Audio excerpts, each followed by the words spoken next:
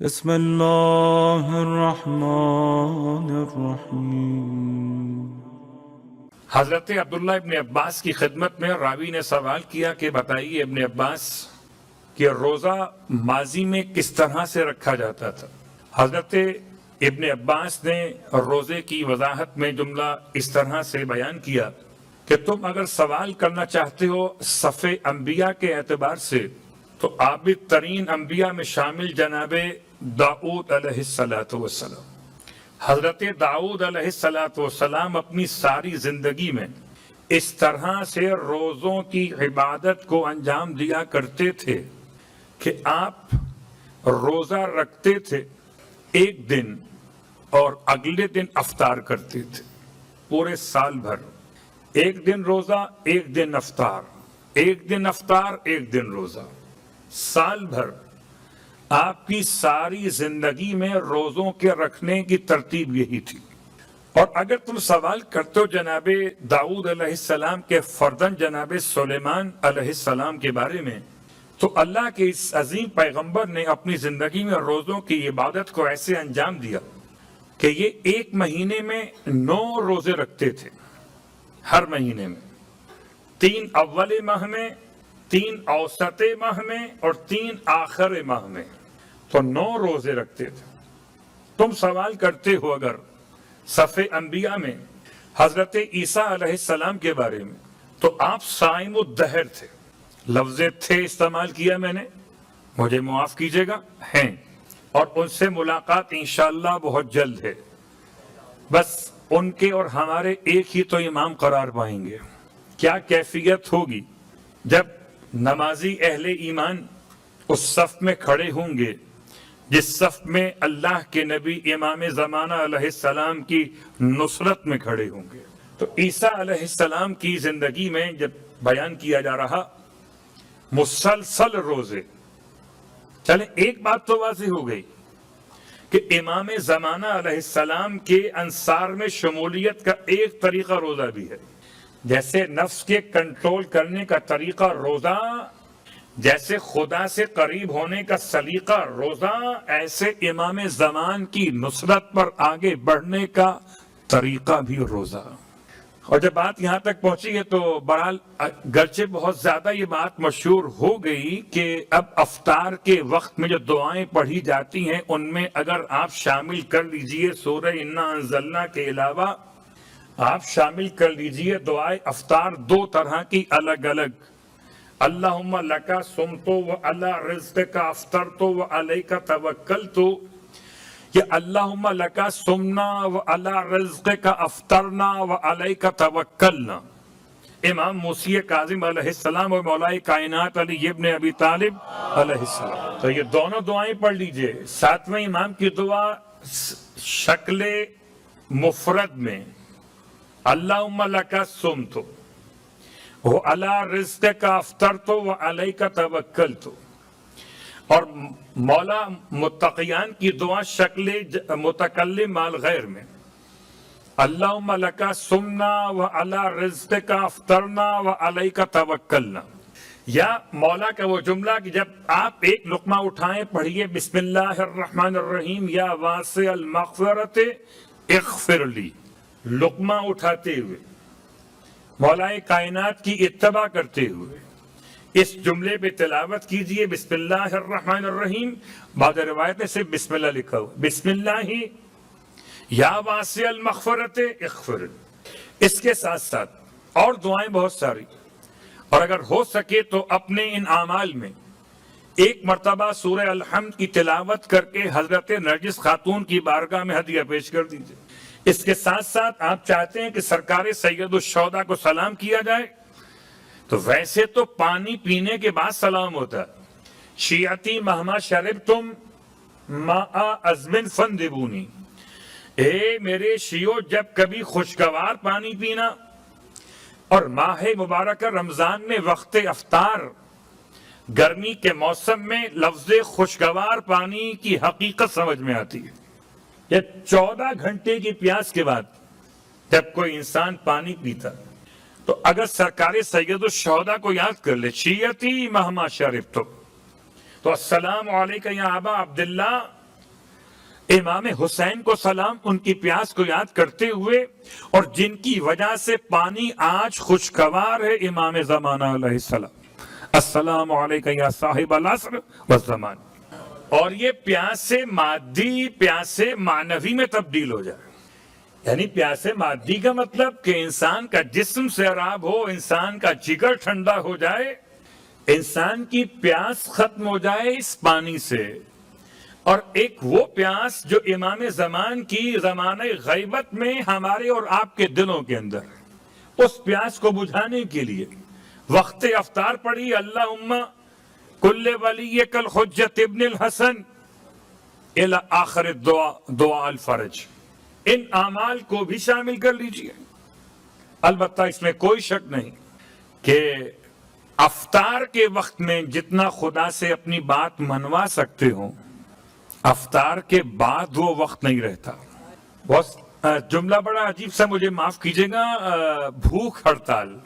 دیکھیے روزہ مکمل ہو گیا، روزہ مکمل ہو گیا، آپ کچھ کھائیے یا نہ کھائیے افطار کے نام سے، روزہ مکمل ہو گیا. کب؟ جبکہ اذان مغرب شرعی کا وقت ہو گیا، روزہ مکمل ہو گیا. اب اس کے بعد آپ اگر کچھ نہیں کھاتے اور خدا سے کہتے خدایا میں جب کھاؤں گا جب تو میری دعا قبول کر لے گا، اسے کہتے خدا سے لاڈ منوانا، خدا سے اظہار محبت کرنا، جیسے ماں بچے کے پیچھے لگتی ہے، ارے بیٹا کچھ تو کھا لے. خدا کی رحمت انسان کے پیچھے رہتی ہے، میرا بندہ کچھ تو کھا لے. اس وقت آپ کہیں اللہم کل ولی کل حجت ابن الحسن، خدا کھاؤں گا ضرور، میرے امام کو تو بھیج دے. تو عیسیٰ علیہ السلام روزے رکھتے تھے اور رکھتے ہیں، ابن عباس کے الفاظ کے اعتبار سے صائم الدہر، مسلسل روزے سے رہتے تھے. وہ اوصانی بالصلاۃ والزکاۃ ما دمت حیا، آیت قرآن کے اعتبار سے نماز و زکوٰۃ کا تذکرہ ہے. البتہ روایات کے اعتبار سے عیسیٰ علیہ السلام کا روزہ مشہور ہے. حضرت مریم علیہ السلام کا روزہ اس طرح ہوتا تھا کہ 2 دن روزہ 1 دن افطار، پھر 2 دن روزہ پھر 1 دن افطار. آپ نے اپنی پوری زندگی روزوں کو اس انداز سے انجام دیا. اور رہی بات سرکار ختم یہ مرتبہ احمد مصطفیٰ صلی اللہ علیہ وآلہ وسلم، اللہ کے رسول نے بڑا آسان کر دیا مسئلہ. آپ مہینے میں 3 روزے رکھتے تھے اور فرماتے تھے کہ 3 روزے 30 روزوں کے برابر، ماہ رمضان کے علاوہ. خیال رہے کہ واجبات اپنے مقام پر، یہ مستحبات کی بات ہو رہی تھی. 3 روزے 11 مہینے میں، ہر مہینے کے اندر. اور آپ کے فرمان کے اعتبار سے 3 روزے 30 کے برابر. اب اختلاف ہے کہ وہ 3 دن کون سے ہوتے تھے، اول جمعرات چاند کے اعتبار سے، اور آخر جمعرات، اور درمیان کا بدھ. ماہ مبارک رمضان کے فضائل کے بیان کے ساتھ ساتھ روزے کے فضائل کی اہمیت. اور اب آئیے بغیر تاخیر کیے ہوئے آپ کی خدمت میں سرکار ختم یہ مرتبہ احمد مصطفیٰ محمد مصطفیٰ صلی اللہ علیہ وآلہ وسلم حدیث معراج پڑھ رہا ہوں. معراج خود ایک بہت بڑا کائنات کا عمدہ ترین معجزہ ہے. معجزہ بیان کرنے کا وقت نہیں، وہ آپ سب اس سے بہتر جانتے ہیں. معراج کیا ہے آپ نے سنا بھی سمجھا بھی. اور جو معراج پہ یقین نہیں رکھتا اس کا تعلق آل محمد کی شیعوں سے نہیں ہے. معراج جسمانی. البتہ معراج پر یہاں تک تو بات آپ سب کرتے ہیں کہ لہجہ کس کا تھا، لہجہ کس کا تھا، لیکن یہ تو بتائیے گفتگو کیا تھی. لہجے کو تو یاد کیا، مولا سلامت رکھے مولائیوں کو. اور اس سے بہتر کیا جملہ ہوگا، خدا سنتا سب کی زبان میں ہے، بولتا علی کی زبان میں ہے. خدا سنتا سب کی زبان میں ہے. آپ گجراتی میں کہیے سنے گا، آپ پنجابی بولیے سنے گا، آپ سرائکی بولی سنے گا، آپ جرمن میں بات کیجیے اللہ سنے گا. آپ کا خدا جرمنی کی زبان بھی جانتا ہے، آپ کا خدا فرانس بھی جانتا ہے، بولیے. لیکن جب خدا بولتا ہے تو کسی کی زبان میں نہیں سوائے زبان علی ابن ابی طالب. بہت سارے الفاظ روایات کی موجود ہیں کہ اللہ کے رسول جب معراج پر پہنچے تو خدا نے اپنے حبیب سے قاب قوسین اور ادنا کی منزل پہ جب شرف بخشا اپنی ملاقات کے عنوان میں اپنی گفتگو کا.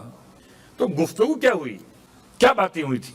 بہت ساری مثالیں ہو سکتی ہیں کہ بات ولایت کی تھی, بات حکمت کی, بات علم کی, یا بات خدا نے فاطمہ زہرا کی عصمت کی. ہو سکتا ہے ہر بات کا ایک کلو موجود ہو. ایک ملاقات اسپیشل ملاقات, اور چونکہ ماہ مبارک ہے, رمضان ہی ماہ معراج ہے. اس مبارک مہینے میں آسمان سے 4 کتابیں یہاں پر آئیں اور یہاں سے ایک مصطفیٰ اوپر گئے. تو یہ مہینہ اوپر سے آنے کا بھی ہے, نیچے سے اوپر جانے کا بھی ہے. اللہ اکبر. اب آئیے روایت, اتفاق سے روایت بھی رویہ ان امیر المومنین علیہ الصلوۃ والسلام ان النبی صلی اللہ علیہ وآلہ وسلم سأل ربہ سبحانہ, روایت کیا مولائے متقیان نے اللہ کے رسول کے الفاظ معراج کو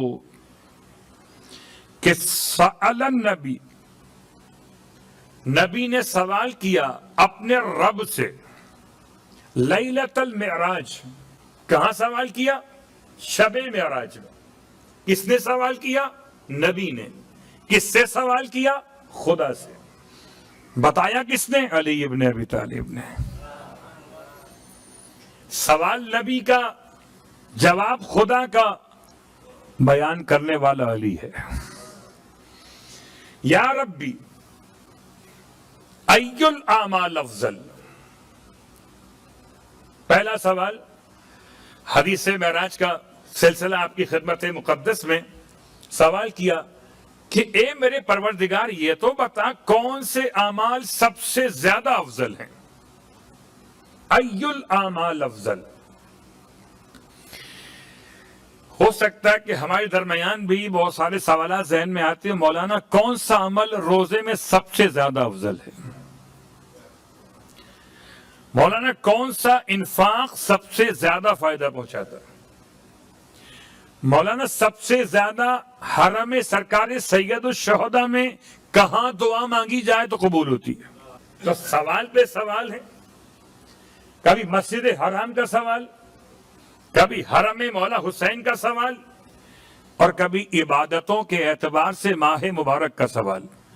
کون سی رات سب سے زیادہ افضل ہے؟ جواب کیا دیں گے؟ شب قدر, اس ماہ مبارک میں. تو سوال ای الاعمال افضل. فقال اللہ عز وجل, سوال کس سے کیا؟ خدا سے. اب بیچ میں کوئی نہیں ہے, نہ راوی ہے نہ راوی کی نسلیں. سوال مصطفیٰ ہے, جواب خدا ہے, درمیان میں لہجہ مرتضیٰ ہے. اب بھی اگر مولائیوں کو ان الفاظ کی حقانیت پر کوئی اشکال رہ جائے تو پہلے سمجھ لیں کہ سوال اور جواب درمیان میں کوئی راوی نہیں ہے. اللہ نے جواب کیا دیا؟ فقال اللہ عز وجل شیء عندی افضل لیس شیء عندی افضل. کوئی شے میرے نزدیک افضل نہیں ہے. من التوکل علی والرضا بما قسمت. صرف 2 چیزیں افضل ہیں. ایک مجھ پر بھروسہ, ایک میری تقسیم پر راضی ہو جانا. اللہ اکبر, یا رسول اللہ, یا اللہم صلی اللہ.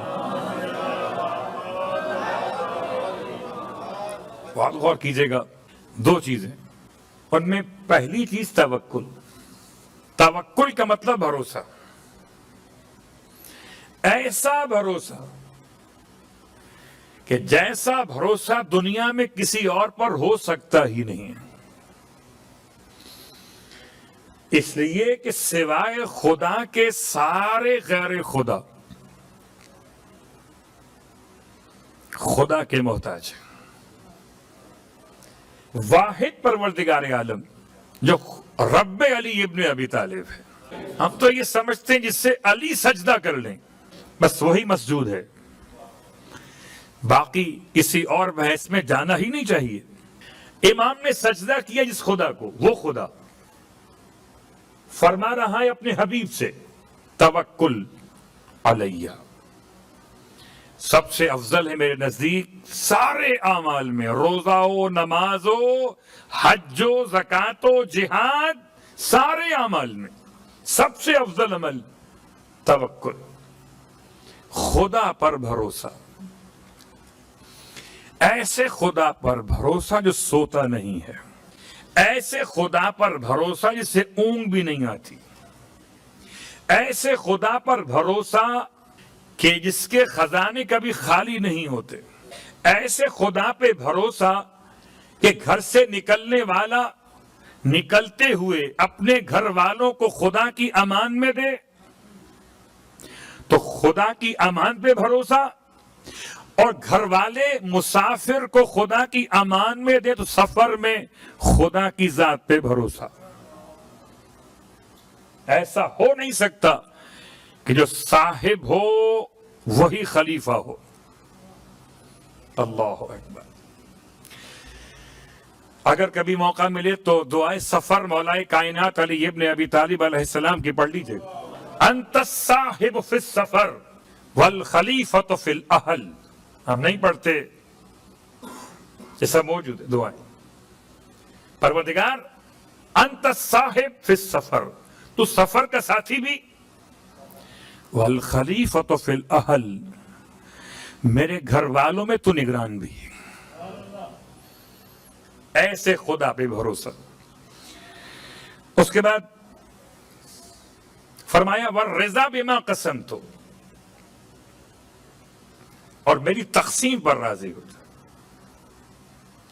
کیا خیال ہے ہم سب کے سب اللہ کی تقسیم پر راضی ہیں؟ خدا کو راضی کرنا چاہتے ہیں تو کیا خدا سے خود راضی ہیں؟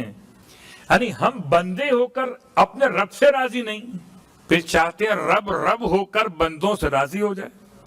ایسا کیوں کر دیا، ویسا کیوں کر دیا، کبھی گرمی کی شکایت، کبھی سردی کا شکوہ، کبھی جسم میں تکلیف کے مسئلے پہ خدا سے ناراضگی، اور کبھی اولاد کے حوالے سے خدا کے سامنے ہائے اور وائے۔ والرضا بما قسمت، اللہ اکبر، میری تقسیم پر راضی ہو جاؤ۔ اس کو سمجھانے کے لیے میں آپ کو لیے چلتا ہوں ایک ایسی شخصیت کی خدمت میں جنہیں خدا نے بڑا مقام عطا کیا، جابر ابن عبداللہ انصاری، کہ رسول خدا کے دور سے لے کر امام محمد باقر علیہ السلام کے دور مقدس تک رہے۔ جابر ابن عبداللہ انصاری خدمت معصوم میں کتنا عرصہ رہے؟ 5ویں امام کے دور تک آئے، اور 5ویں امام کے دور میں آ کر امام نے سوال کر لیا، بہت مشہور روایت۔ سوال کیا کیا؟ سوال یہ کیا کہ چچا جابر یہ بتائیے کہ آپ ایمان کو کس طرح محسوس کرتے ہو؟ ایمان کہنے لگے جناب جابر، ایمان کا مطلب میں بڑھاپے کو، جوانی پر، بیماری کو، صحت پر، غربت کو، دولت پر، اور موت کو، حیات پر فوقیت دیتا ہوں۔ بالکل برعکس، ہم اور آپ چاہتے ہیں حیات، صحت، ہم چاہتے ہیں جوانی، اور ہم چاہتے ہیں دولت۔ وہ ان چار کے عکس بات کر رہے تھے، میں ان کو فوقیت دیتا ہوں۔ یہ ایمان کی کیفیت ہے جناب جابر۔ امام نے ارشاد فرمایا، چچا جابر بس. خیال کیجئے گا اگر معصوم کسی کو چچا کہہ کر بات کہیں تو رہے گا وہ غیر معصوم ہی. یہ معصوم نے تہذیب سکھائی ہے کہ بڑوں سے بات کیسے کی جاتی ہے. چچا جابر بس اتنا ہی مان ہے آپ کا. جناب جابر فرماتے ہیں فرزند رسول آپ بیان کر دیجئے. اللہ اکبر. کتنے بزرگ ہوں گے؟ 7ویں معصوم کا دور اور معصوم ابھی کم سن ہیں. بعض کہتے ہیں 5 سال کے، بعض 7 سال کے. امام فرماتے ہیں چچا جابر ایمان ہمارے نزدیک یہ ہے کہ اگر خدا ہمیں حیات عطا فرمائے تو ہم حیات پر راضی، والرضا بما قسمت، اور اگر موت عطا فرمائے تو موت پر بھی اتنا ہی راضی جتنا حیات پر راضی. اگر خدا دولت عطا کرے دولت پر راضی، خدا غربت عطا کرے غربت پر بھی اتنا ہی راضی جتنا دولت پر راضی. خدا اگر بیماری عطا کرے بیماری پر راضی، خدا صحت عطا کرے صحت پر راضی، خدا جوانی عطا کرے جوانی پر راضی، بڑھاپا عطا کر دے بڑھاپے پر راضی. چچا سمجھیے خلاصہ ایمان یہ ہے کہ ہماری اپنی مرضی کچھ نہیں، خدا کی مرضی کو اپنی مرضی بنا لیتے ہیں.